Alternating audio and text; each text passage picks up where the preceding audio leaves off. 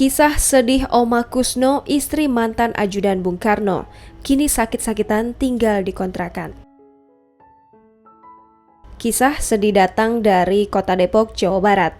Elizabeth, istri dari mantan Sersan Mayor CPM Purnawirawan Raden Kusno, yang merupakan mantan ajudan Presiden pertama Indonesia, Soekarno, terancam angkat kaki dari rumah kontrakannya di kawasan Cimanggis. Selain terancam angkat kaki, Elizabeth, atau yang akrab disapa Oma Kusno ini, juga tengah sakit dan terbaring lemah di kasur kontrakannya. Oma Kusno yang kini telah menginjak usia sepuh 93 tahun, tak memiliki uang membayar uang sewa kontrakannya yang masa sewanya akan habis pada awal Juni 2021. Cucu Oma Kusno, Roland Anziano, mengatakan, dahulu Oma Kusno memiliki rumah di kawasan Pondok Gede, namun rumah tersebut telah dijual untuk memenuhi kebutuhan ekonomi. Sejak saat itulah Oma Kusno mengontrak rumah di kawasan Cimanggis, Kota Depok dengan harga 25 juta rupiah per tahun.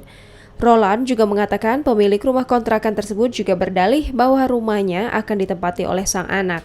Lebih lanjut, Roland berujar kondisi kehidupannya menjadi semakin sulit setelah dirinya terkena pemutusan hubungan kerja imbas pandemi COVID-19. Terakhir, Roland berujar dirinya hanya berharap ada bantuan dari seseorang dermawan untuk menyelesaikan persoalan tempat tinggal.